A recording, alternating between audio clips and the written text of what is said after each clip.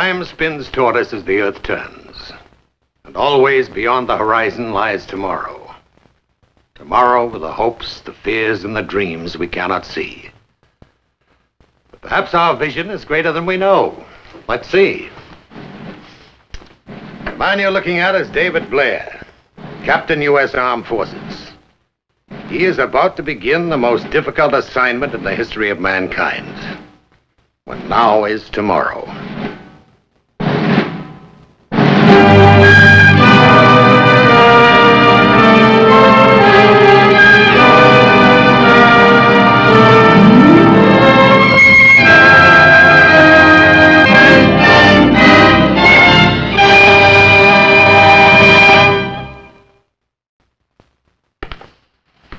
The most difficult assignment in the history of mankind. What will it be? And how would you or I respond to its terrifying demands? Before Captain Blair was chosen for the job, 100,000 other men were tested for it and rejected. And before he was dispatched to the assignment, he was required to undergo a year of intensive preparation. The careful choice was necessary. The year of preparation was necessary, even though the assignment is only for 6 months. Because the man you are looking at will be given the authority to destroy the world. How soon? Not even until tomorrow. For now is tomorrow.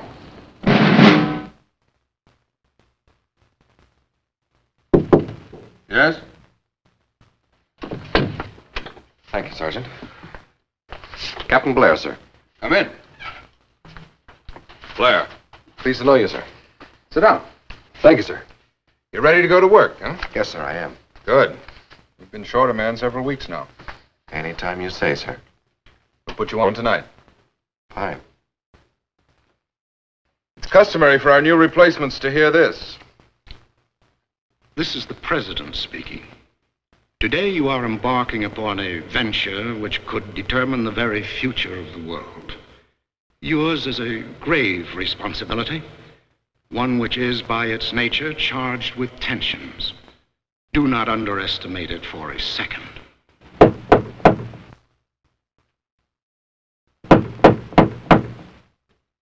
Yeah? Captain Russell? That's right. Thanks, Sergeant. That'll be all. Name is Blair.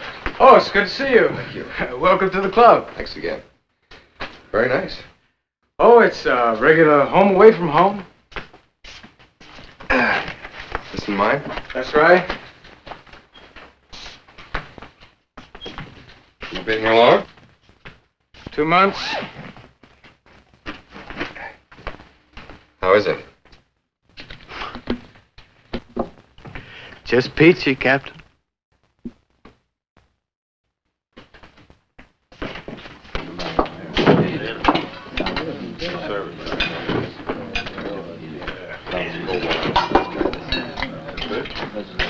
Gentlemen, this is Captain Blair, Captain Stein, Beaumont, Ward, Johnson, Campbell, and Nolan. Gentlemen? You can sit over here if you like. Thank you. Where are you from, Blair? New York.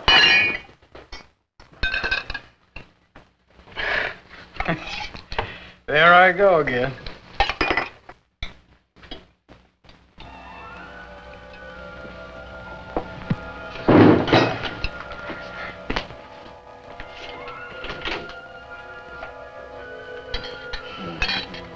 Get a little rattled around here sometimes. Better to face it than to pretend it doesn't exist. Captain Stein is our philosopher. Have a meat, please. Thank you. When you going on, Blair? Tonight. 22 to 2400? Yes, how'd you know? What's Connolly's watch? Oh, yes, that's the man that I... Mm-hmm. Have some cream?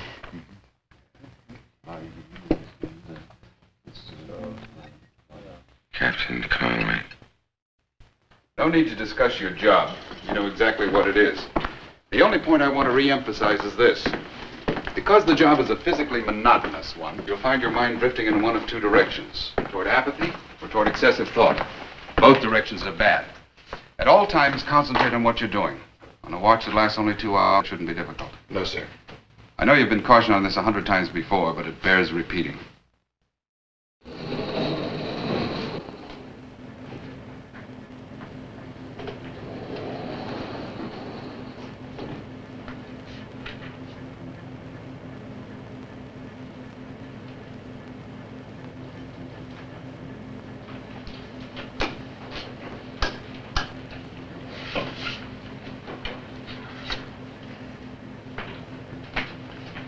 Everything's the same as it was during your training, with one exception.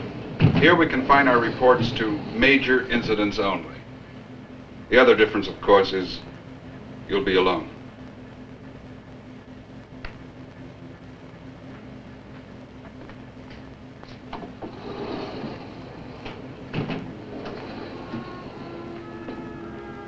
During your period of training, gentlemen, you will, of course, have instructors with you, observing and evaluating your reaction patterns. However, when you're on assignment, you'll be completely isolated. This is necessary. If the moment should come when action is required, there'll be no time for argument or discussion. The decision will have to be made by one man, instantaneously. At the very second you are positive that such action is required, you will turn the key to war and launch the primary flight of missiles toward our enemy.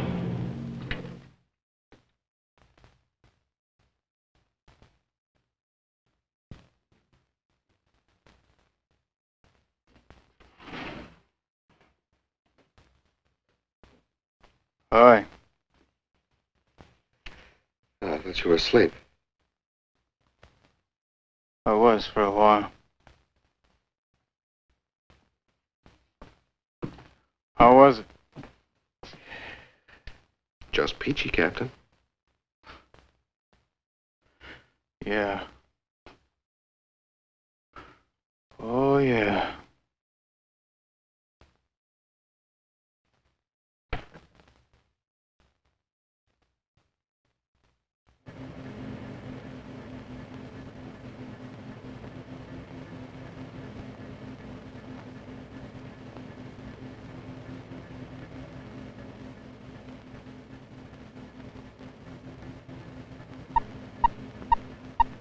Alert X positive.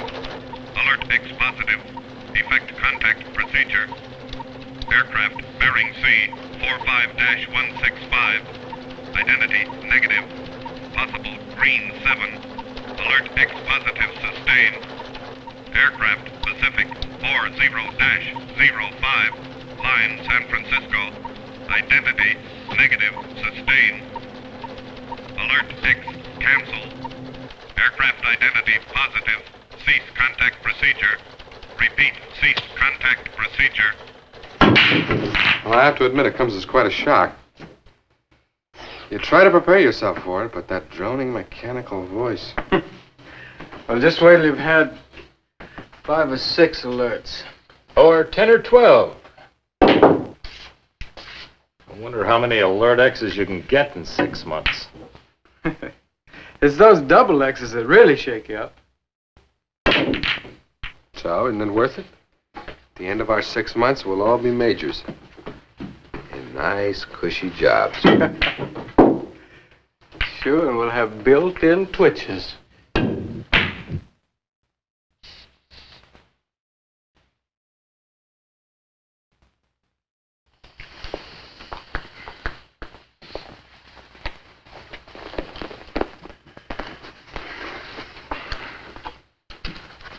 All right.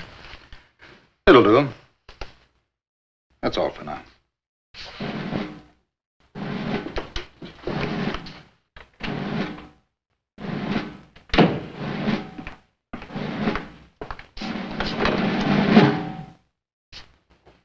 Excuse me. Am I late for something? We're just telling the others about Captain Ward. Ward? He's leaving us. Until we get a new replacement, you'll each have additional time added to your watch.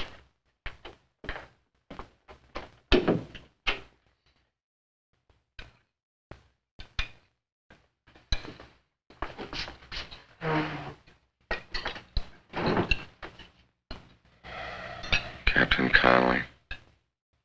Captain Ward.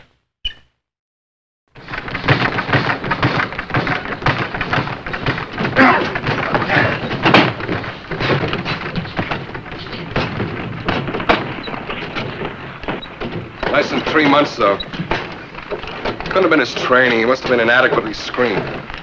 No, I can get to anybody. Anybody at all. You've only been here 3 weeks. You wait till you reach a month, 2 months. Wait till it starts to work on you. You all alone up there in that room, just waiting for that final incident.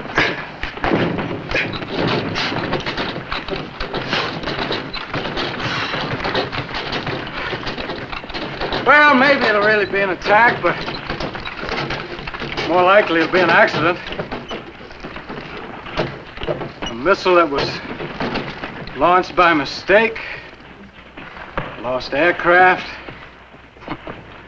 even unexpected meteor fall. There you are with that key in front of you. Turn it and goodbye everything.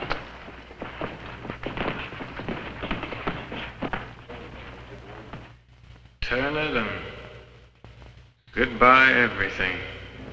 Alert X positive. Alert X positive. Effect contact procedure. FO pickup Greenland 73-55. Identity negative. Possible upper dog 9. Alert X positive. Sustain. FO track Canada 64-73. Line Detroit. Identity negative. Sustain. Hold. Alert X positive. Alert double. Repeat. Double X positive. FO track Canada 57-84. Line Chicago. Identity negative. Sustain. Alert double X cancel. Cease contact procedure. FO identity positive. Upper dog 9. Repeat. Cease contact procedure.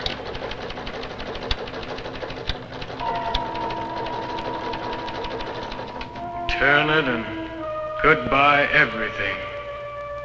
Turn it and goodbye everything.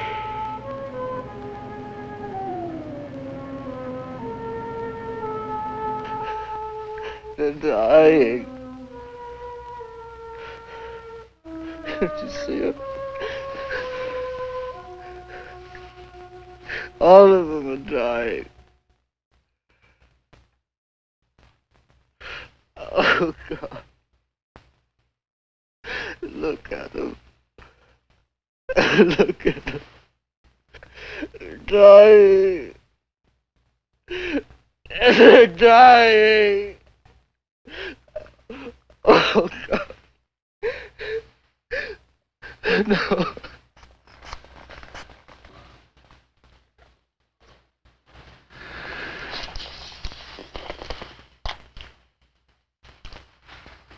A little high.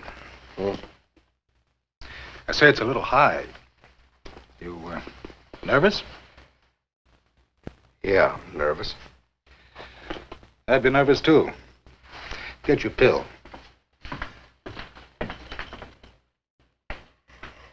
A pill, huh?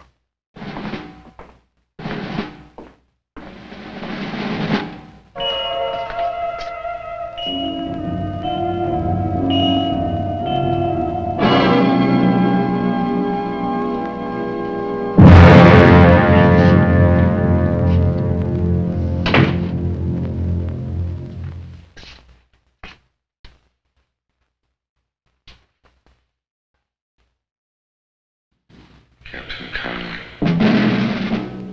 Captain Ward. Captain Russell. Here, screen comedy reached an apex of zaniness in this typical scene of mass tomfoolery and mayhem.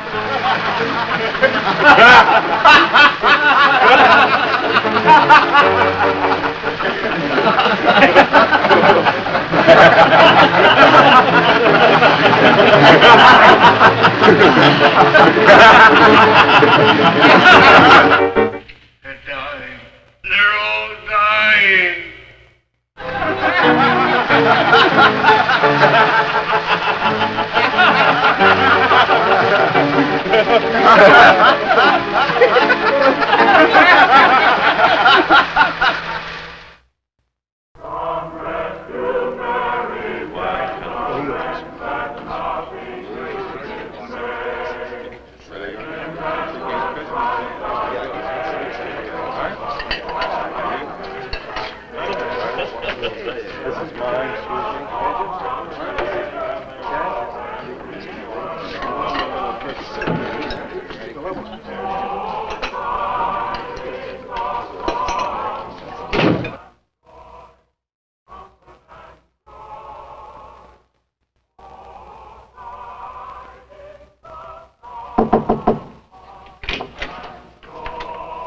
Hey, no Christmas dinner?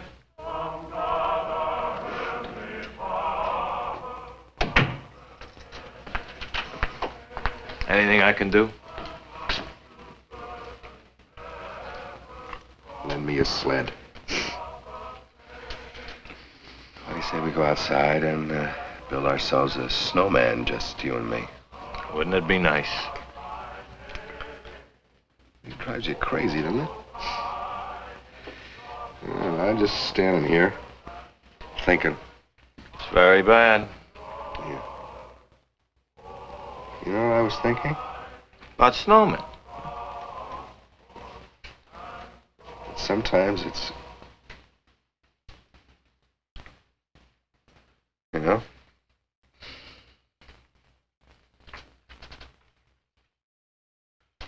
All those people, whether they live or die, depending on how fast we turn a key.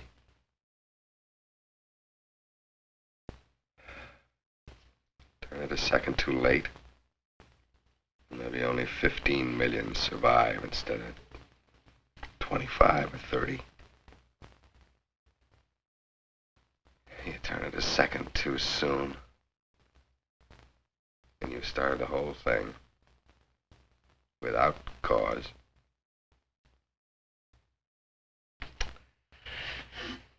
What's to keep us from turning it too soon? We'll start training. Rawlings is in there now. He can start a war if he wants to. 2,000 hours, Johnson goes on.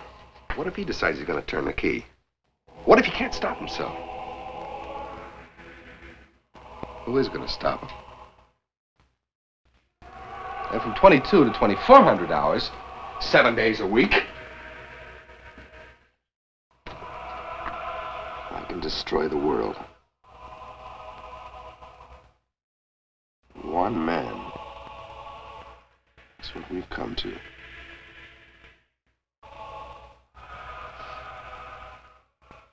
We've got a lot of gall. Go on celebrating the birth of Christ.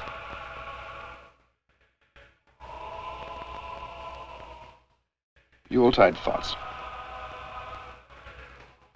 We all have them, David. Yeah, but they don't seem to bother you. Of course they bother me. They bother all of us. We just have to hang on, that's all. There are a lot of people depending on us. Too many. Come on, let's go drink eggnog.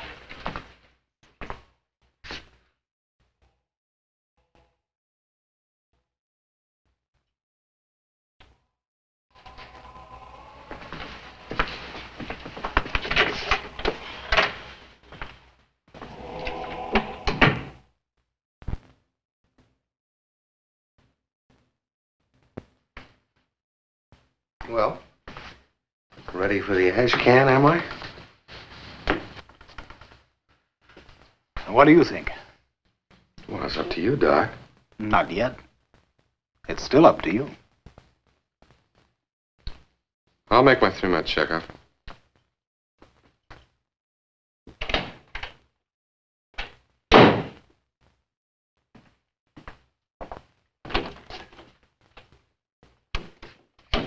Captain Beaumont is leaving us. Until we get a new replacement, you'll each have 11 minutes added to your watch. Beaumont, Conway, Ward, Russell, Johnson.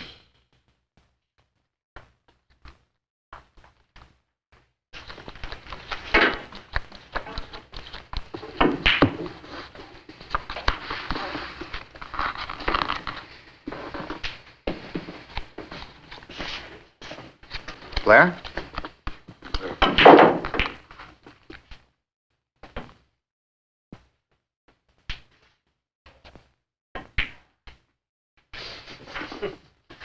Hey, you should see this. Hey, you guys.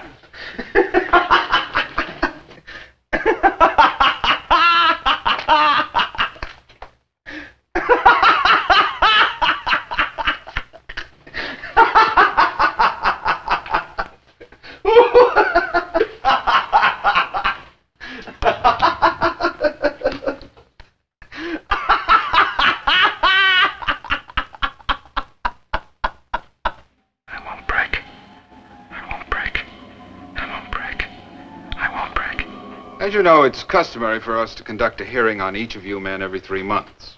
Nothing formal, just a little meeting to discuss how you're doing. We've observed you as carefully as possible.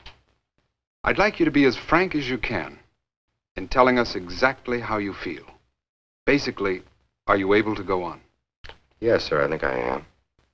I don't mean by that I think I have adjusted perfectly, or that I don't recognize the fact that the pressure will go on continuously. I do recognize it, but I think I can cope with it. I think I can live with it and function as I'm expected to. You're sure of this? Yes, sir. I am.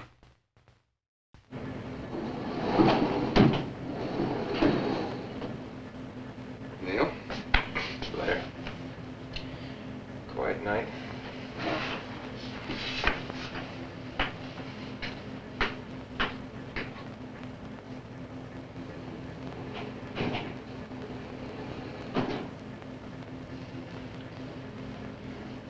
Alert X positive. Alert X positive. Defect contact procedure. Missile. Repeat. Missile. Arctic 90-75. Identity negative. Probable green 1. Repeat. Probable green 1. Alert double X. Repeat. Double X positive. Missile. Canada 63-0. Line Montreal. Identity negative. Sustained. Alert double X positive. Alert triple. Repeat. Triple X positive. Missile identity positive. Green 1. Canada. Line. New York City. 49-87. Repeat.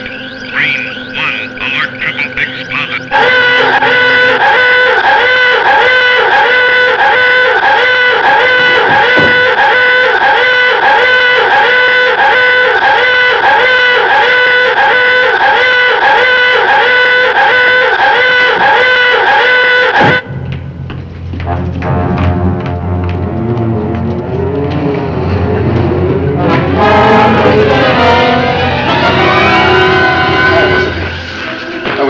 Wasn't I? Wasn't I? I had to do it. They were attacking. Come on, Blair. All right. The boy. Don't do it. Come on, Blair. They were attacking. I had to do it. I had to do it. I wasn't tired, wasn't I?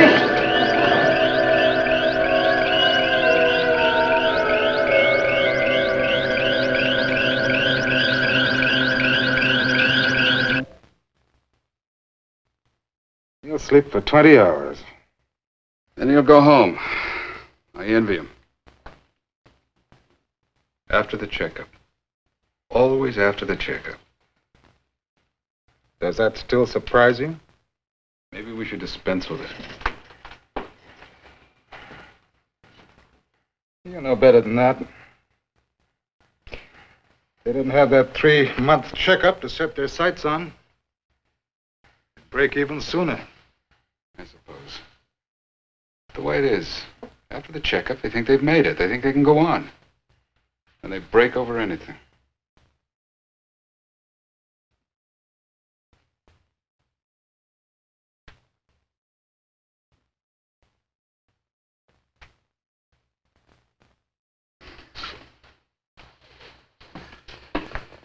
More and more, I find myself thinking, what if these men were in the real control room? What if Blair had turned the real key tonight? That would have been the finish, though. Why worry about it? Maybe what we try to do for them doesn't help. Maybe. They all know where they are. I have to go. Bob. Take it easy, huh?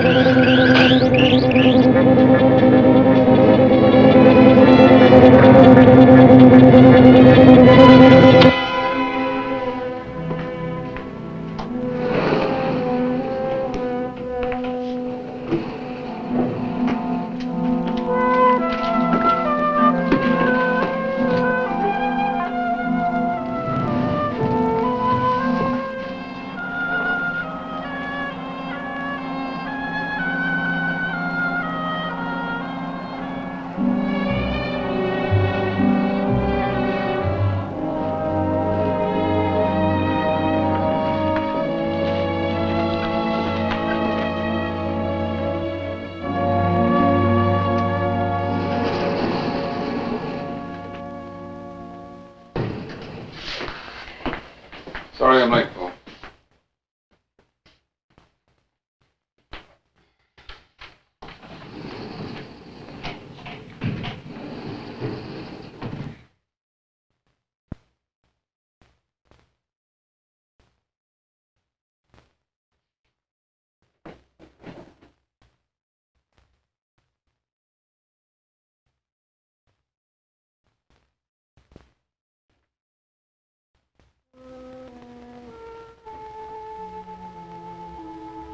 They all know where they are. Putting fake desert views outside of fake windows, that doesn't help them forget where they are. Connolly knew it, Ward knew it, Russell, Johnson, Beaumont, they all knew. And Blair knew it, knew that he was in space, and believed that he had the power of life and death over that tiny world down there, and could not endure the responsibility. Except that all the time he thought he was under pressure, he was really safe. Being watched, tested, protected. All of them protected. Who will protect me? This is the real key. If I turn it, I won't be led away and put to sleep and sent back home to Earth. Because there may not be an Earth if I turn this key. Who will watch over me? Our Father, which art in heaven, hallowed be thy name. Thy kingdom come, thy will be done. Thy will be done, in earth as it is in heaven.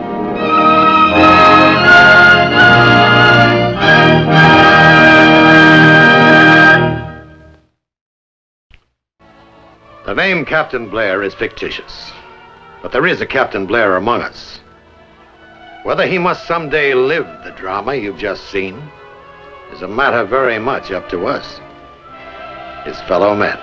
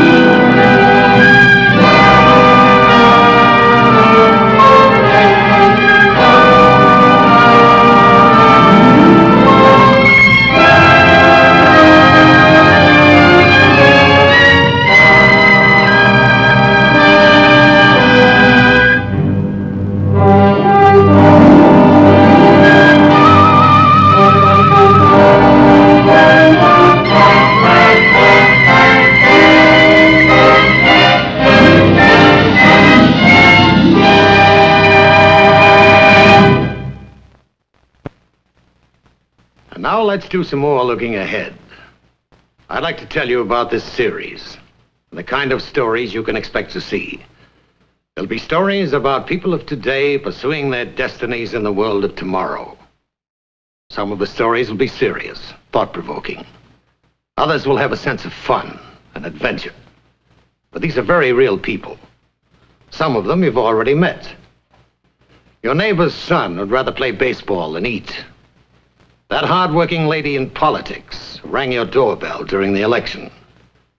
The young intern who took your blood pressure when you were having your annual checkup. One of these people might even be you. For all of us have a role to play in tomorrow's world, and some of us may affect that world considerably. Let me show you what I mean. The young man you're looking at is Charles Joseph Selby. When we meet him, he'll be in his working clothes during the last days of the American League season, and we'll find him choked up with fear. Fear of a legend. But just 2 weeks ago, this young rookie hit his 59th home run of the year, one short of the record set by the immortal Babe Ruth. But that was 2 weeks ago. Right, great. And he hasn't hit one out of the infield since. What's it like when a boy challenges the monument left by a man? And who will turn the trick for Chuck Selby? For someone does. And sets the stage for what is to happen on a September afternoon in Yankee Stadium when now is tomorrow.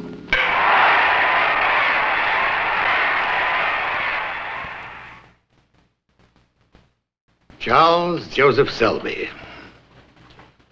Now let's turn to politics and to a woman who's had a meteoric career. This is Senator Winifred Knox Hamilton of New York, and we'll meet her at an historic moment. She has just had her name placed in nomination for President of the United States. Of course, Winifred Hamilton doesn't expect to win the nomination. This is actually a last-minute maneuver to delay the bandwagon of a candidate she opposes. But the maneuver works. For many delegates unwilling to be stampeded rally behind her. They give her enough support to deadlock the convention. But now Mrs. Hamilton is due for a surprise. For the man she opposes comes to see her, comes to bargain, and to offer a tempting prize. If she will withdraw from the race, he will make her his running mate. The first woman ever nominated for vice president. Winnie Hamilton has high ideals, but she's ambitious and perhaps corruptible, as she will learn in her long hours of decision.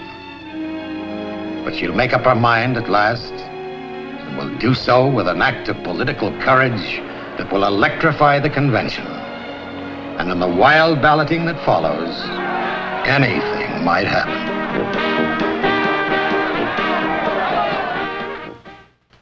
Wherever people strive toward a goal in tomorrow's world, there we'll find a story. This next gentleman, for example, he is Dr. Robert Alvarez, an American scientist at the University of California's Cancer Clinic. The report in his hands comes from a missionary in southwest Mexico and tells of an Indian culture where there's never been a case of death by cancer.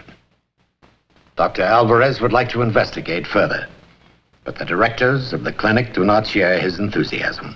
So the report is filed and his work goes on.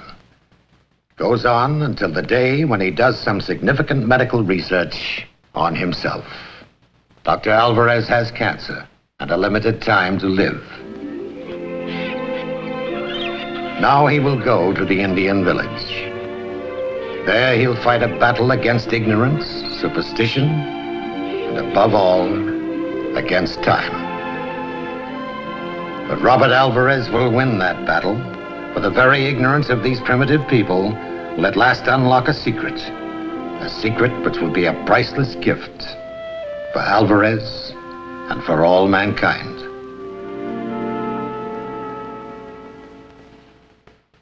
There's one more gentleman I'd like you to meet. Some people might consider him a bit eccentric, when now is tomorrow. But I can assure you he takes himself quite seriously, like most of us.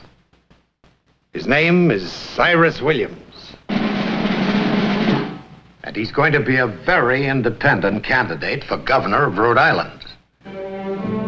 Now, lots of people talk about lowering the income tax, but Cyrus is out to abolish it altogether, at least as far as Rhode Island is concerned. His method is deceptively simple.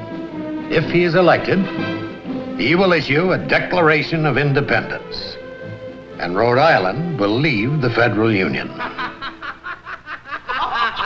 Of course, a lot of people won't take Cyrus seriously. But with a vigorous campaign and the rain on Election Day, Cyrus is going to win.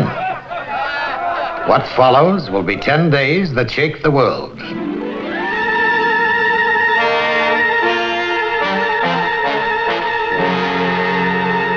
By this time, Cyrus will realize he's gone too far.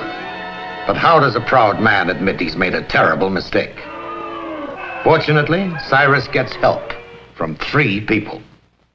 His teenage daughter, a United States Naval lieutenant interned in the Newport City jail, and oh yes, Mrs. Cyrus Williams, trapped across the Connecticut border without a visa. How they get Cyrus out of trouble and back into the Union is a story with a moral for all of us. Paying your income tax preserves your inalienable right to grumble about paying your income tax.